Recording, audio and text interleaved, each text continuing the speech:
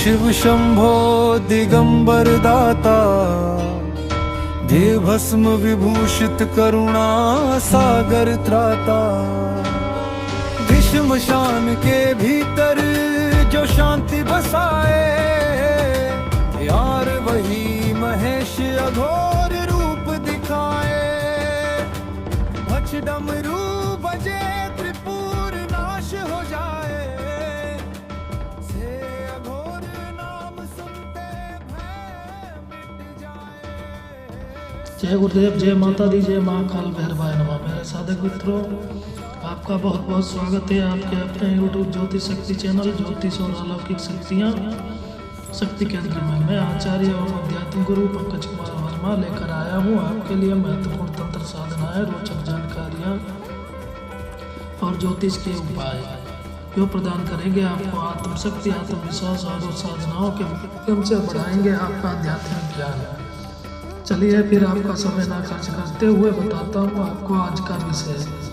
मेरे साधक मित्रों, आज मैं अपने इस वीडियो में लेकर आया हूँ अघोर शिव साधना।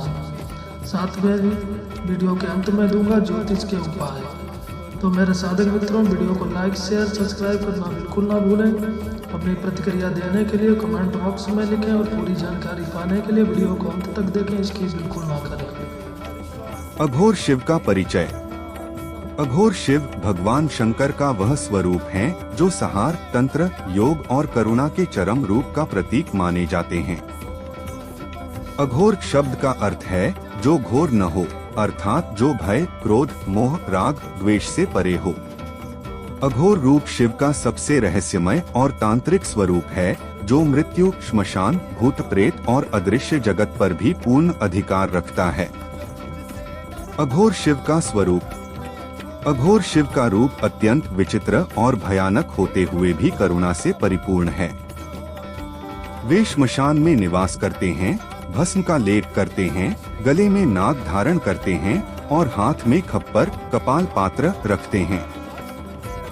उनके जटाजूट से गंगा प्रवाहित होती है और तीसरा नेत्र संपूर्ण ब्रह्मांड की अग्नि का स्रोत है। उनका यह रूप संसार को यह सिखाता है कि भय, मृत्यु और अंधकार भी ब्रह्मा का ही रूप हैं। उनसे डरना नहीं, उन्हें जानना चाहिए। अघोर शिव का दर्शन। अघोर शिव का दर्शन केवल बाहरी भक्ति नहीं बल्कि अंतर साधना है। अघोर का अर्थ है जो द्वैत को मिटा दे, जो मैं और तू के भेद को समाप्त कर दे, जो साधक को समता, करुणा और निर्भयता की स्थिति में पहुंचा दे। अघोर मार्ग यह सिखाता है कि सब में शिव हैं, कोई अशुद्ध नहीं, कोई अपवित्र नहीं। अघोर साधना का महत्व। अघोर साधना तांत्रिक साधनाओं की सर्वोच्च शाखा है। यह साधना सामान्य भक्त के लिए नहीं बल्कि उन साधकों के लिए होती है जो अपने भीतर के भय, मोह और आसक्ति को जीत चुके हों। अघोर साधक श्मशान, भूत प्रेत, रात्रि और मौन के माध्यम से अपने भीतर के शिवत्व को जागृत करता है।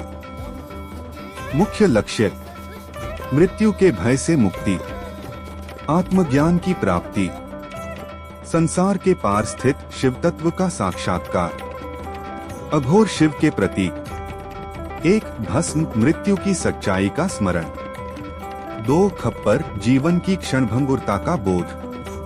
3. त्रिपुंड, ज्ञान, कर्म और भक्ति का संतुलन। 4. नाग, इच्छाओं पर नियंत्रण। 5. श्मशान, माया से मुक्त होने का स्थल। अघोर मंत्र।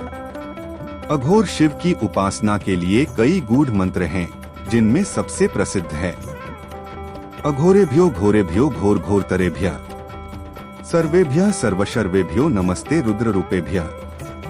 यह मंत्र शिव के सभी रूपों को प्रणाम करता है, शांत, घोर और अघोर सभी को।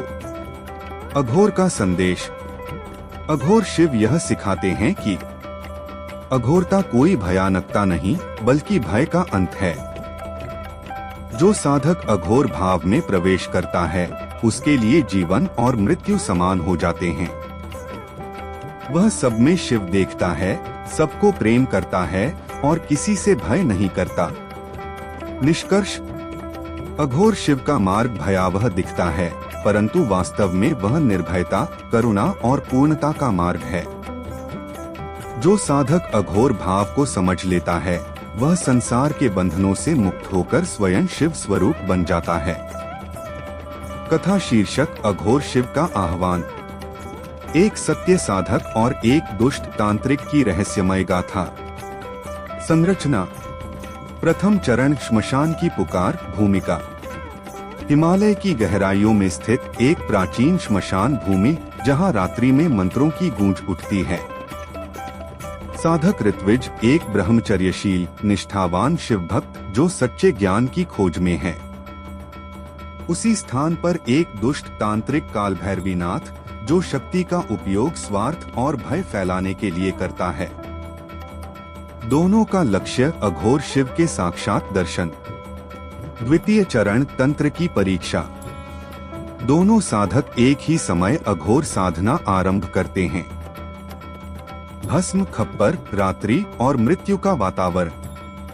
अघोर मंत्र की साधना में जहां एक के हृदय में करुणा जन्म लेती है, वहीं दूसरे में अहंकार और भय बढ़ता है।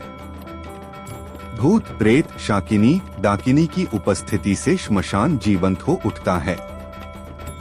दुष्ट तांत्रिक साधना को भंग करने का प्रयास करता है। तृतीय चरण मृत्यु और मुक्ति का संग्राम।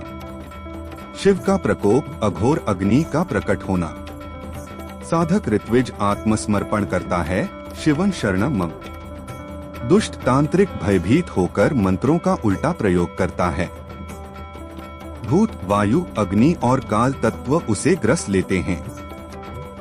प्रथम चरण श्मशान की पुकार। हिमालय की गोद में, जहां बर्फ के नीचे हजारों वर्षों से देवताओं की तपश्चर्या के चिन्ह सोए पड़े थे, वहीं एक प्राचीन श्मशान भूमि थी, कैलाश तीर्थ श्मशान।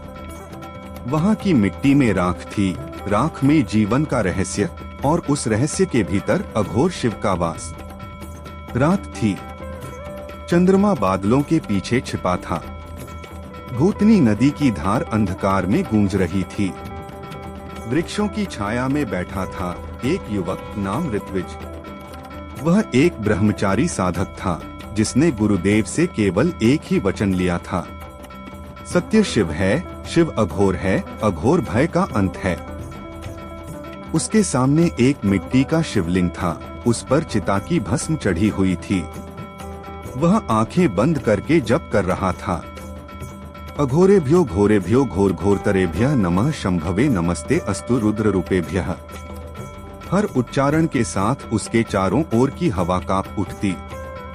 श्मशान की ज्वालाएं मंद हो जाती, फिर प्रज्वलित हो उठती। तभी दूर एक दूसरी दिशा में एक और साधक बैठा था, कालभैरवीनाथ। उसका चेहरा काला, आंखें रक्तवत लाल। वह भी शिव का नाम जप रहा था, परंतु उसके मन में भक्ति नहीं, शक्ति की लालसा थी। वह शिव नहीं, शिव की सिद्धि चाहता था।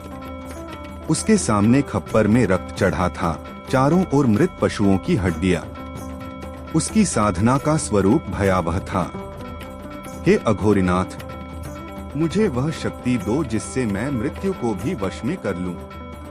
शिव के दो साधक, एक निष्काम, एक स्वार्थी, उसी श्मशान में अपने अपने मार्ग पर चल रहे थे। आकाश में बादल गरजे, बिजली चमकी, मिट्टी हिली और हवा में एक अदृश्य स्वर गूंजा। अघोर शिव केवल करुणा के हृदय में प्रकट होते हैं, भय के भीतर नहीं। ऋत्विज ने वह आवाज सुनी, पर कालभैरवीनाथ ने नहीं। वह सोचता रहा कि कोई भूत बोल रहा है। वह हंस पड़ा, मैं तो उन भूतों का स्वामी बनूंगा। रात्रि के तीसरे प्रहर में श्मशान जीवंत हो उठा। कहीं चिताएं जल उठीं, कहीं हड्डियां खनखनाई, कहीं किसी अदृश्य छाया ने पांवों को छुआ। ऋत्विज का शरीर कांप उठा, पर मन स्थिर रहा। उसने आंखें खोलीं। उसके सामने एक ज्योति उठी और उस ज्योति से एक आकृति प्रकट हुई। भस्म से लिपटा, नागों से अलंकृत, तीसरे नेत्र से अग्नि झरती। वह था अघोर शिव का सूक्ष्म स्वरूप। वाणी सुनाई दी, जो भय को देखता है वह अघोर से दूर है। जो भय को भस्म करता है वही अघोर के निकट है। ऋत्विज ने मस्तक झुका दिया, नमः शंभवे। दूसरी ओर काल भैरवीनाथ ने भी उस प्रकाश को देखा, परंतु वह बोला, यह शक्ति मेरी होगी, और उसने मंत्रों को उल्टा जपना शुरू किया। उसके चारों ओर काली लपटें उठीं और उसकी छाया 3 गुनी हो गई, मानो मृत्यु स्वयं उसकी साधना में भाग ले रही हो। उस क्षण श्मशान का आकाश 2 भागों में बंट गया। एक भाग में करुणा की ज्योति, दूसरे में घोर अंधकार। दोनों साधक एक ही लक्ष्य पर थे, पर मार्ग विपरीत। चौथा प्रहर आया। चिताओं की भस्म हवा में उड़ी। भूतनी नदी की लहरें लाल हो उठीं और शिवलिंग से एक ध्वनि निकली, साधना अब परीक्षा बनेगी। द्वितीय चरण, तंत्र की परीक्षा। अगले भाग में दोनों साधकों की तांत्रिक परीक्षा आरंभ होती है। भूत प्रेत शक्तियां और भय का सामना। जहां सच्ची भक्ति को शिव का संरक्षण मिलता है, वहीं दुष्ट तांत्रिक अहंकार में डूबने लगता है। द्वितीय चरण, तंत्र की परीक्षा। रात्रि का अंतिम प्रहर बीत चुका था। श्मशान की अग्नियां ठंडी हो चुकी थीं, परंतु वातावरण में अभी भी उस साधना की गंध थी, भस्म, धूप, रक्त और कमल के मिश्रित धुएं की। चंद्रमा जैसे किसी भय में छिपा था और तारे मानो शून्य में डूबे हुए। ऋत्विज अभी भी अघोर शिव के मंत्र का जप कर रहा था। अघोरेभ्यो घोरेभ्यो घोर घोरतरेभ्यः सर्वेभ्यः सर्वशर्वेभ्यो नमस्ते रुद्र रूपेभ्यः। उसके भीतर से एक प्रकाश उठ रहा था। वह अब अपने शरीर को नहीं, केवल श्वासों की गति को महसूस कर रहा था। भय जैसे किसी अदृश्य शक्ति ने उसके चारों ओर चक्कर काटना शुरू किया, पर उसके मन में कोई विक्षेप न हुआ। वहीं दूसरी ओर काल भैरवीनाथ अपने चारों ओर काली राख से मंडल बना रहा था। उसने 5 खप्पर रखे थे। दक्षिण की ओर रक्त, पश्चिम की ओर तेल, उत्तर में काले तिल, पूर्व में भस्म और बीच में एक जीवित कौवा। वह उन्माद से हंस रहा था। अब शिव भी मुझसे प्रकट होने को बाध्य होंगे। वह महाकाल तंत्र के उल्टे मंत्रों का प्रयोग कर रहा था, जो केवल भय और विनाश के लिए किए जाते हैं। श्मशान की ऊर्जा कंपित हुई। वृक्षों की डालियां झुक गईं। आकाश से कौए उतरने लगे और उनके पंखों से राख उड़ने लगी। ऋत्विज ने यह दृश्य देखा। वह समझ गया कि शक्ति की परीक्षा प्रारंभ हो गई है। उसने भस्म उठाई और अपने मस्तक पर 3 रेखाएं खींची। त्रिपुंड, शिवत्व का चिन्ह। फिर उसने नेत्र बंद कर अघोर भाव में प्रवेश किया। उसकी चेतना अब केवल एक वाक्य पर स्थिर थी, सब शिव हैं, कोई भी अशुद्ध नहीं। अचानक श्मशान की भूमि फटने लगी। भूत, प्रेत, पिशाच, डाकिनियां प्रकट होने लगी। किसी ने कहा, ऋत्विज, हमें देख, हम तेरे डर हैं। किसी ने कहा, हम तेरे मोह, तेरा क्रोध, तेरी वासना हैं। परंतु ऋत्विज मुस्कुराया। उसने धीरे से कहा, यदि तुम सब मेरा ही अंश हो तो मैं तुमसे क्यों डरूं? आओ शिव में विलीन हो जाओ। जैसे ही उसने ऐसा कहा, वे सब आकृतियां भस्म बनकर उसके चारों ओर गिर गईं। वह और गहराई में चला गया। अब उसे भीतर से केवल की ध्वनि सुनाई दे रही थी। उधर काल भैरवीनाथ का दृश्य भिन्न था। उसकी साधना का मंडल अब विकृत होने लगा। खप्पर से उठी ज्वाला ने उसका वस्त्र जला दिया। कौवा मरकर उसकी गोद में गिर पड़ा और रक्त उसके हाथों पर बहने लगा। वह चिल्लाया, हे शिव, तू मुझसे दूर क्यों है? तभी श्मशान में एक गर्जना गूंजी। अघोर शिव वहां प्रकट नहीं होते जहां लालच और भय हो। यह स्वर कहीं से नहीं, स्वयं आकाश से आया था। भूतनी नदी की लहरें अब उल्टी दिशा में बहने लगीं। ऋत्विज शांत बैठा था, किंतु काल भैरवीनाथ पागल सा हो उठा। उसने राख उठाई और अपने शरीर पर मल ली। वह चिल्लाया, अगर शिव नहीं आते तो मैं उन्हें बलपूर्वक बुलाऊंगा। वह मणिपीठ की ओर दौड़ा, जहां कहा जाता था कि महाभैरव का तांत्रिक द्वार खुलता है। वह वहां जाकर बैठ गया और वज्र तंत्र का उच्चारण करने लगा, ऐसे मंत्र जिनसे मृत्यु को भी बाध्य किया जा सकता है। वातावरण भारी हो गया। भूतनी नदी की लहरें अब रक्तमयी दिख रही थीं। चिता पर जलती ज्वालाओं से आकृतियां उठने लगी। काले नाग, विकराल भूत और एक छाया जो मनुष्य जैसी परंतु नेत्रविहीन थी। वह छाया काल भैरवीनाथ के पास आई और बोली, जिसे तू अघोर शिव समझता है वह तेरा ही भय है। परंतु वह नहीं रुका। उसने छाया को आदेश दिया, मेरा सेवक बन। छाया हंस पड़ी। जो भय से जन्मे वे भय को वश नहीं कर सकते, और वह उसकी देह में समा गई। अब काल भैरवीनाथ की आंखें लाल, शरीर विकृत और स्वर राक्षसी हो गया। वह अब मानव नहीं रहा, वह अहंकार बन चुका था। ऋत्विज ने यह सब देखा। वह समझ गया कि यह वही परीक्षा है जिसका संकेत शिव ने दिया था। साधना अब परीक्षा बनेगी। उसने शिवलिंग के सामने बैठकर प्रार्थना की, हे अघोरनाथ, यदि मैं सत्य हूँ तो मुझे अपनी करुणा का अनुभव करा। यदि मैं असत्य हूँ तो मुझे इस भय में भस्म कर दो। अचानक उसके सामने शिवलिंग से नीली अग्नि उठी। वह अग्नि नहीं, शिव का आभामंडल था। उस अग्नि से एक सूक्ष्म रूप निकला, त्रिनेत्र, नागमंडित, भस्म लेपित अघोर स्वरूप। शिव बोले, ऋत्विज, भय का अंत तू ही है, और काल भैरवीनाथ, भय का आरंभ तू ही है। सारी श्मशान भूमि कंपित हो उठी। भूत, पिशाच, डाकिनियां सब विलीन हो गईं। वायु स्थिर हुई। ऋत्विज का ध्यान और गहरा हुआ, परंतु काल भैरवीनाथ अब पूरी तरह भय का रूप ले चुका था। वह चीखता, चिल्लाता, धरती पर गिरता और अपने ही बनाए मंत्रों से ग्रसित हो रहा था। श्मशान में शिव की वाणी गूंजी, अब आरंभ होगा तृतीय चरण, मृत्यु और मुक्ति का संग्राम। तृतीय चरण, मृत्यु और मुक्ति का संग्राम। रात्रि अपने अंतिम प्रहर में थी। चारों दिशाओं में निस्तब्धता छाई थी, किंतु उस मौन में भी एक अघोर नाद गूंज रहा था। वह नाद साधारण कानों से नहीं, आत्मा से सुना जा सकता था। यह वह क्षण था जब साधना और परीक्षा का अंत नहीं बल्कि आरंभ होता है। श्मशान के मध्य शिवलिंग के पास बैठा ऋत्विज अब ध्यान में लीन था। उसका शरीर स्थिर, श्वास रुक चुकी, चेतना शून्य में विलीन। उसकी देह पर राख जमी थी, पर उसके भीतर सूर्य की अग्नि जल रही थी। उसकी आंखें बंद थीं, किंतु आत्मा अघोर शिव के सम्मुख थी। उधर दूसरी दिशा में काल भैरवीनाथ अब मानव नहीं रहा था।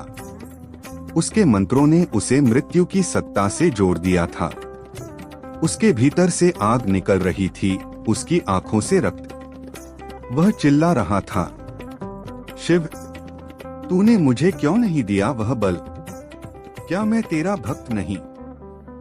वाणी आई, भक्ति वह नहीं जो भय में जन्मे, भक्ति वह है जो भय को नष्ट कर दे। पर काल भैरवीनाथ ने वह वाणी नहीं सुनी। उसने दोनों हाथ उठाए और चीत्कार किया, मैं ही अब अघोर हूँ, मैं ही मृत्यु का स्वामी हूँ। उसके शब्दों के साथ पृथ्वी फटी। श्मशान की राख आकाश में उठी और एक भयंकर चक्रवात बन गया। उस भंवर के भीतर काल भैरवीनाथ की आकृति ऊंची उठी, कभी मानव, कभी पशु, कभी भूत जैसी। वह चिल्ला उठा, हे शिव, यदि तू मुझे नहीं अपनाता तो मैं तेरा ही सहार कर दूंगा। तभी धरती कांप उठी। श्मशान के उत्तर दिशा से अग्नि की एक लहर उठी। वह अग्नि नहीं, शिव का अघोर ज्योति स्वरूप था। उससे नाद उठा, अघोरेभ्यो घोरेभ्यो घोर घोरतरेभ्यः। आकाश लाल हो गया, नदियां थम गईं, समय रुक गया और उस अग्नि से प्रकट हुए अघोर शिव। उनका रूप न भयावह था न शांत, वह परम विरोधों का संतुलन था। भस्म से ढका शरीर, गले में नाग, त्रिनेत्र में प्रलय की ज्वाला, पर मुख पर अपार करुणा की मुस्कान। उनके हाथ में खप्पर था जिसमें समय का अमृत चमक रहा था। शिव बोले, ऋत्विज तू भस्म बनकर शिवत्व पा गया और काल भैरवीनाथ तू अहंकार बनकर मृत्यु बन गया।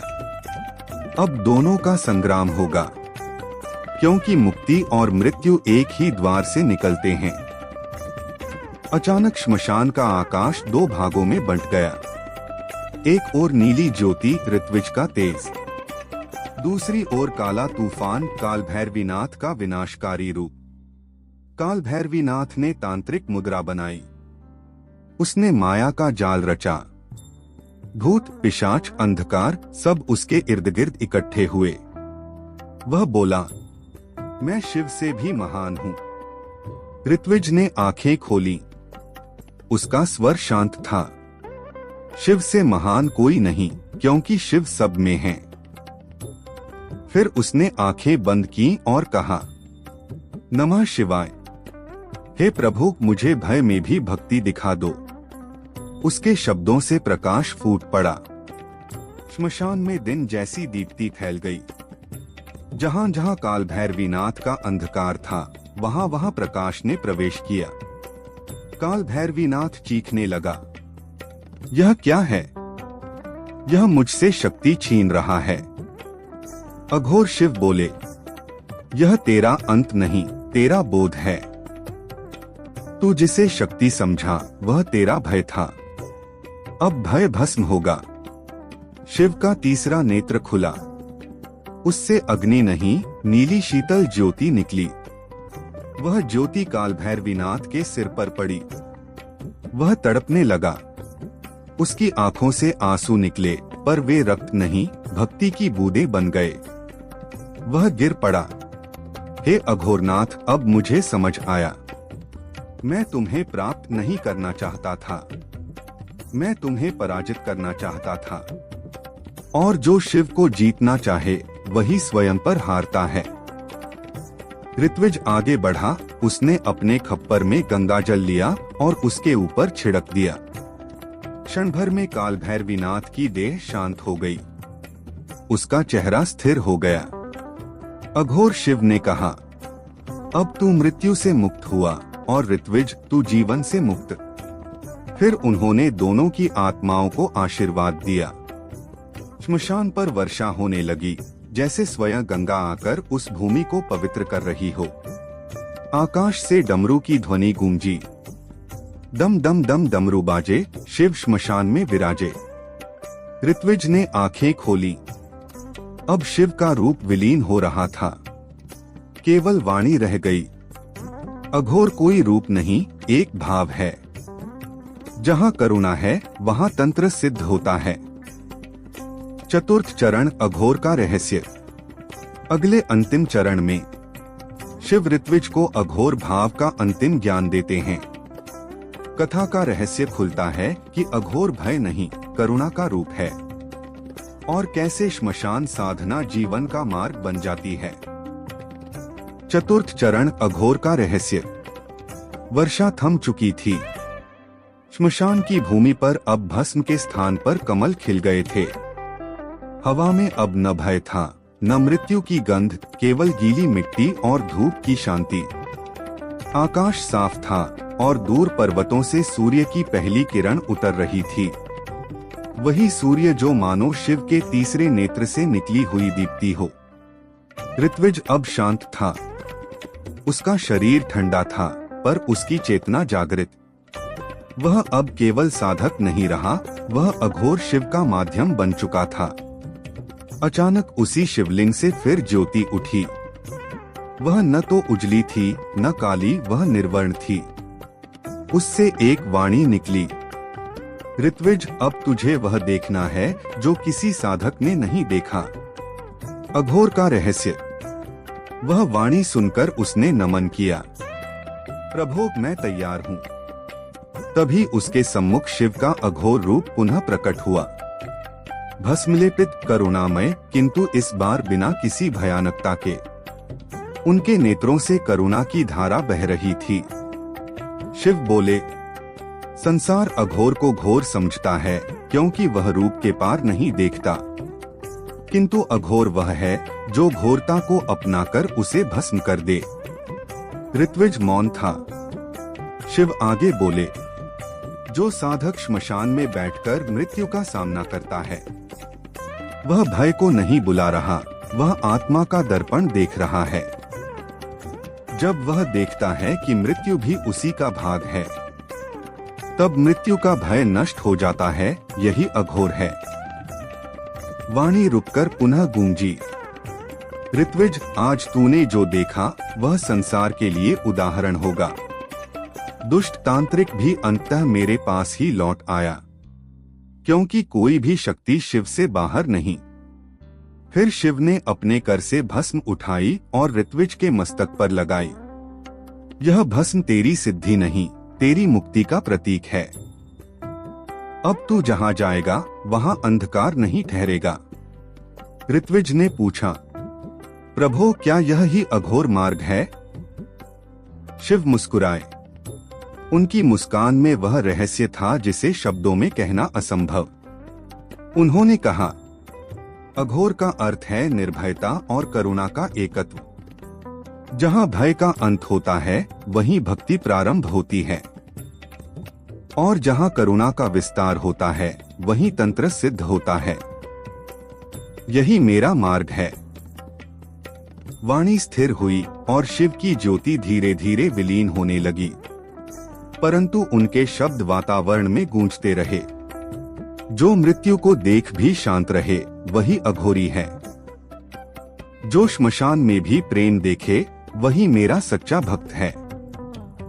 ऋत्विज की आंखों से आंसू बहे, पर वे दुहक के नहीं थे, वे आत्मबोध के आंसू थे। उसने कहा, प्रभो, अब मुझे कुछ नहीं चाहिए, बस इतना वर दो कि मैं अपने जीवन में सब में शिव देख सकूं। वाणी ने उत्तर दिया, तू अब ऋत्विज नहीं, तू अब अघोरनाथ है। क्षण भर में शिवलिंग से निकली दिव्य ज्योति उसके चारों ओर घूमी और उसके हृदय में समा गई। उसके शरीर से भस्म गिरकर भूमि में मिल गई। वह अब अदृश्य हो चुका था। केवल श्मशान में एक मंद गंध रह गई, भस्म और कमल की। काल भैरवीनाथ की मुक्ति। उसी समय दूर एक कक्ष में जहां काल भैरवीनाथ की देह पड़ी थी, उसकी आत्मा धीरे धीरे ऊपर उठी। वह अब भयावह नहीं थी, शांत, निर्मल, प्रकाशमय। उसकी आंखों में पहली बार विनम्रता थी।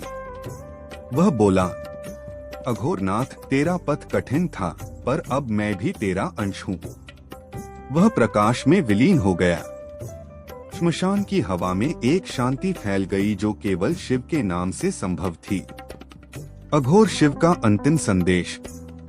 उस रात्रि के बाद हिमालय की उस भूमि को अघोर तीर्थ कहा जाने लगा। कहते हैं आज भी वहाँ जब कोई सच्चा साधक बैठकर अघोर मंत्र जपता है तो हवा में वही वाणी सुनाई देती है। अघोर कोई भय नहीं, अघोर ही अमृत का द्वार है। जो भस्म को अंगराग समझे, जो मृत्यु को आराधना समझे, जो सब में शिव देखे, वही सच्चा अघोरी है। और वह भूमि अब भी भक्ति और रहस्य की सुगंध से भरी रहती है। कभी कभी वहाँ की रातों में कोई मंद डमरू बजता है, मानो स्वयं अघोरनाथ ऋत्विज अब भी अपने प्रभु की स्तुति कर रहे हों। कथा का उपसंहार। अघोर शिव की यह कथा केवल भयावहता नहीं, यह जीवन का सत्य है कि हर मनुष्य के भीतर एक श्मशान है जहां उसे अपने भय, मोह और अहंकार को जलाना पड़ता है। और जब वह सब भस्म हो जाए, तब भीतर से उठती है वह ज्योति जो स्वयं शिव है, स्वयं अघोर है। अघोर शिव साधना ग्रंथ रहस्यमय तांत्रिक स्वरूप में। प्रथम अध्याय अघोर तत्व का रहस्य। अघोर शिव कोई देवता नहीं, वे स्थिति हैं। अ का अर्थ है नहीं। घोर का अर्थ है भयानकता, अंधकार या भय। आथ अघोर का अर्थ हुआ जहाँ भय नहीं, जहाँ द्वेष नहीं, जहाँ सब एक हैं। अघोर तत्व ब्रह्मांड का वह बिंदु है जहाँ जीवन और मृत्यु का भेद मिट जाता है, जहाँ रुद्र करुणामय हो जाते हैं और करुणा ही शक्ति बनकर तंत्र को जन्म देती है। जो साधक अघोर मार्ग पर चलता है वह मृत्यु को गुरु और भस्म को मित्र मानता है। वह रात्रि से नहीं डरता क्योंकि उसे ज्ञात है रात्रि ही शिव का वस्त्र है। द्वितीय अध्याय अघोर शिव का ध्यान। अघोरेभ्यो घोरेभ्यो घोर घोरतरेभ्यः सर्वेभ्यः सर्वशर्वेभ्यो नमस्ते रुद्र रूपेभ्यः। यह ध्यान श्लोक अघोर साधना का द्वार है। ध्यान करते समय साधक को अपने चारों ओर भस्म की रेखा खींचनी चाहिए। पूर्व दिशा की ओर मुख कर बैठना चाहिए और शिवलिंग, अग्नि या श्मशान का ध्यान करना चाहिए। ध्यान रूप वर्णन। भस्मलेपित जटाजूटधारी, तीसरा नेत्र प्रज्वलित, दिगंबर, गले में नागमाला, मुख पर शांत करुण मुस्कान और नेत्रों से अमृत और अग्नि दोनों प्रवाहित, यही अघोर शिव हैं। तृतीय अध्याय अघोर मंत्र रहस्य। अघोर साधना में मंत्र ही आत्मा है। मुख्य मंत्र इस प्रकार है। अघोराय नमः, हाँ अघोरेश्वराय हरि नमः, नमः शिवाय अघोरूपे। इन तीनों मंत्रों का प्रयोग साधक क्रमशः शुद्धि, आवाहन और सिद्धि के लिए करता है। जप विधि। मृगचर्म या कुशासन पर बैठे रुद्राक्ष की माला लें। पहले 11 बार नमः शिवाय का जप कर मन को स्थिर करें। फिर 108 बार अघोर मंत्र का जप करें। रात्रि में, विशेषकर अमावस्या या त्रयोदशी को यह साधना अत्यंत फलदायी होती है। चतुर्थ अध्याय अघोर पूजा विधि। आवश्यक सामग्री। भस्म, बेलपत्र, धतूरा, कमल, घी, दीपक और जल पात्र। विधि। 1. सबसे पहले गुरु और शिव का आह्वान करें। 2. शिवलिंग या प्रतीक रूप में भस्म से रेखा खींचें। 3. अघोराय नमः कहते हुए भस्म अर्पित करें। 4. घौ नमः शिवाय से दीप प्रज्वलित करें। 5. 108 बार मंत्र जप कर ध्यान लगाएं। 6. ध्यान में शिव को अपने भीतर विराजमान अनुभव करें। पूजन के अंत में कहें, शिवोहम मम सर्वं शिवमय। पंचम अध्याय तांत्रिक साधना रहस्य। अघोर मार्ग में भय और माया का उपयोग साधक के विरुद्ध नहीं, बल्कि साधक के भीतर परिवर्तन के लिए किया जाता है। श्मशान साधना। अमावस्या की रात्रि में भस्म से त्रिकोण बनाकर उसके मध्य दीप रखें। उस पर बैठकर अघोराय नमः का 1008 बार जप करें। ध्यान मृत्यु पर नहीं, अमृत तत्व पर रखें। शिव स्वयं प्रकट होकर साधक को दिशा देंगे। इस साधना में भय, भ्रम, ध्वनि, छाया या दृष्टि अनुभव होना सामान्य है। साधक को विचलित नहीं होना चाहिए। षष्ठ अध्याय अघोर के पथ का फल। जो साधक अघोर पथ पर स्थिर रहता है उसे 3 वरदान प्राप्त होते हैं। 1. भय से मुक्ति। कोई शत्रु, आत्मा या मृत्यु उसे हानि नहीं पहुंचा सकती। 2. करुणा का जागरण। वह सब जीवों में एक ही चेतना को देखता है। 3. मृत्यु बोध का पारगमन। उसके लिए मृत्यु केवल रूपांतरण बन जाती है। अघोर शिव कहते हैं, साधक जो भस्म में भी अमृत देखे वही मेरा सच्चा रूप जानता है। सप्तम अध्याय अघोर शिव का आशीर्वचन। अघोर शिव बोले, साधक अब तू जान चुका है कि मैं कौन हूँ। मैं वह हूँ जो घोर में भी अघोर है, मृत्यु में भी जीवन है। और भस्म में भी सृष्टि है। तू जब मेरे नाम से चलेगा तब संसार तेरे भीतर झुकेगा, क्योंकि तू अब केवल मनुष्य नहीं, तू अघोर का अंश है। अंतिम उपसंहार महान रहस्य। कथाओं में कहा गया है कि जब अघोरनाथ ऋत्विज ने अंतिम बार अघोर मंत्र का जप किया तो उनके हृदय से एक प्रकाश उठा जो हिमालय के शिखर तक गया और वहां शिवलिंग के रूप में जम गया। वह स्थान आज भी अघोरेश्वर तीर्थ कहलाता है, जहां रात्रि में जब भी कोई सच्चा साधक मंत्र जपता है तो डमरू की मंद ध्वनि सुनाई देती है। अघोराय नमः। न मृत्यु न भय केवल शिव। ज्योतिष वास्तु तांत्रिक उपाय एवं उपचार ग्रंथ। प्रथम अध्याय ज्योतिषीय तंत्र की भूमिका। ज्योतिष केवल ग्रहों की गणना नहीं, यह देव चेतना का विज्ञान है। हर ग्रह एक देवता का रूप है और हर स्थिति एक ऊर्जा का संकेत। तंत्र में कहा गया है, ग्रहा देवताश्च सर्वे स्वस्वरूपेण स्थिता है, अर्थात ग्रह देवता ही ऊर्जा रूप में शरीर, गृह, भूमि और दिशा में प्रकट हैं।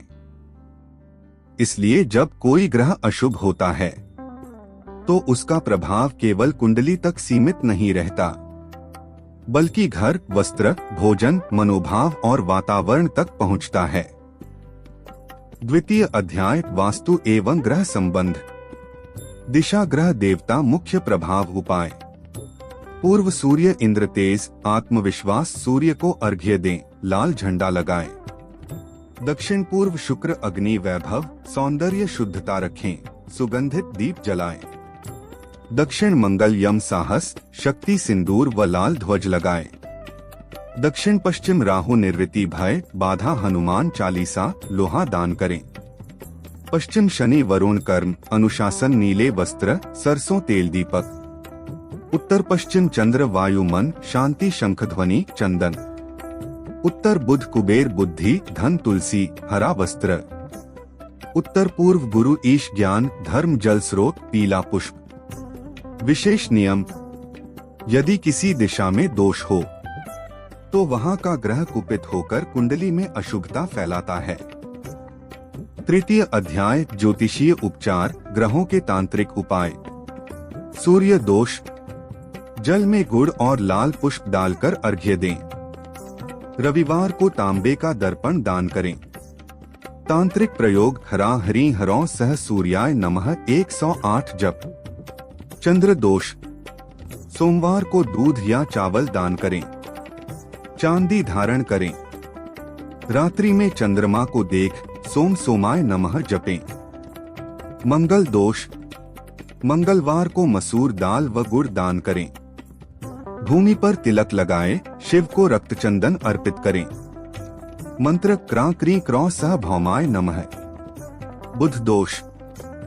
हरे वस्त्र पहने, गाय को हरी दाल खिलाएं। बुधवार को तुलसी पर जल दें। मंत्र ब्राब्री ब्रौ सह बुधाय नमः। गुरु दोष। पीले वस्त्र, हल्दी और पीले पुष्प उपयोग करें। गुरुवार को गरीब बच्चों को मिठाई दें। मंत्र ग्रां ग्री ग्रौ सह गुरवे नमः। शनि दोष। शनिवार को तेल का दीपक पीपल के नीचे जलाएं। कौवे को रोटी खिलाएं। मंत्र प्राप्री प्रौ सह शनैश्चराय नमः। राहु दोष। नारियल जल में प्रवाहित करें। काले तिल, नीले पुष्प अर्पित करें। मंत्र भ्रा भ्री भ्रौ सह राहवे नमः। केतु दोष। कुत्तों को रोटी खिलाएं। शिवलिंग पर कुश जल से अभिषेक करें। मंत्र स्रा श्री स्रौ सह केतवे नमः। चतुर्थ अध्याय वास्तु तंत्र प्रयोग, दोष निवारण। एक घर के उत्तर पूर्व में जल स्रोत, जल, शंख या दीपक रखें। इससे गुरु और चंद्र दोष शमित होता है। 2 मुख्य द्वार के पास तुलसी या पीपल रखें।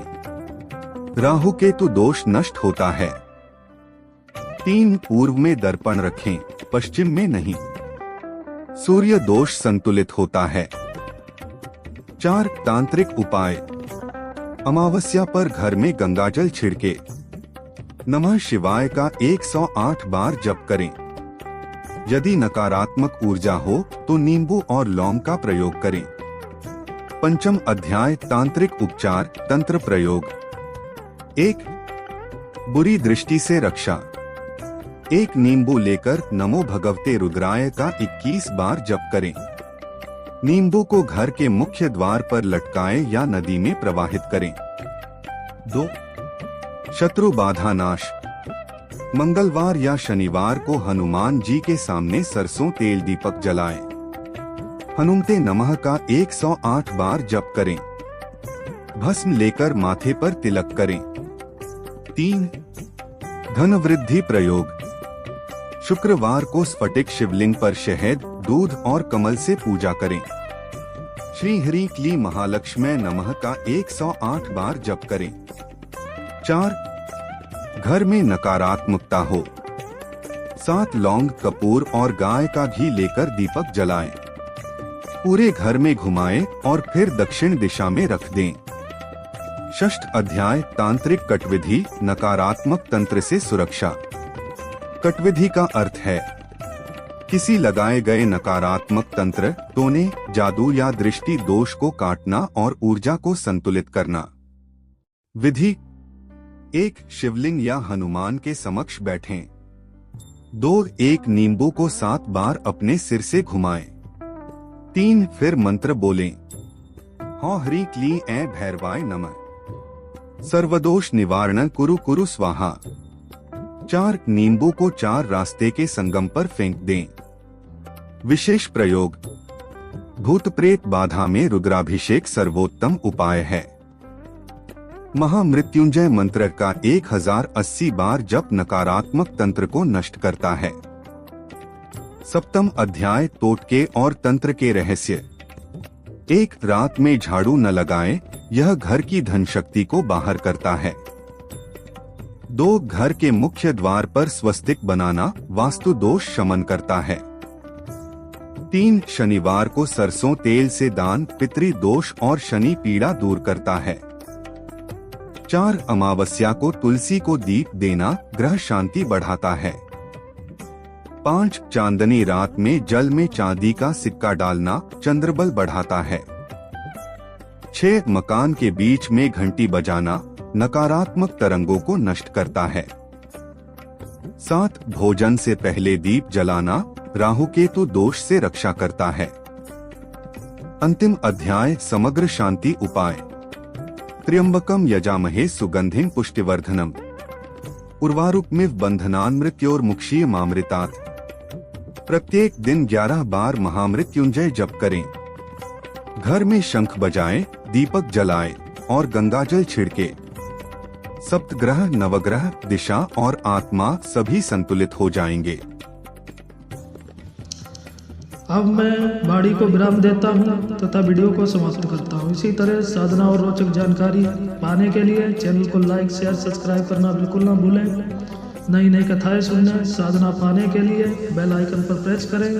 इससे आने वाले नए वीडियो की जानकारी और अपडेट आपको सबसे पहले मिलेगी। इसी के साथ जय गुरुदेव, जय माता दी, जय महाकाल भैरवाय। आपका दिन शुभ और मंगलमय हो, इसी कामना के साथ विदा लेता हूँ। नमस्कार।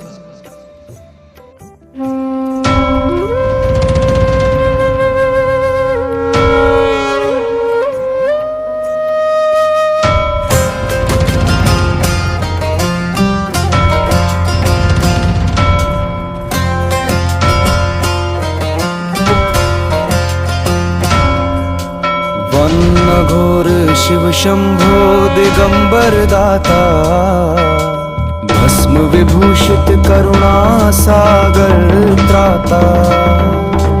त्रिश्मशान के भीतर जो शांति बसाए, पार वही महेश अघोर रूप दिखाए।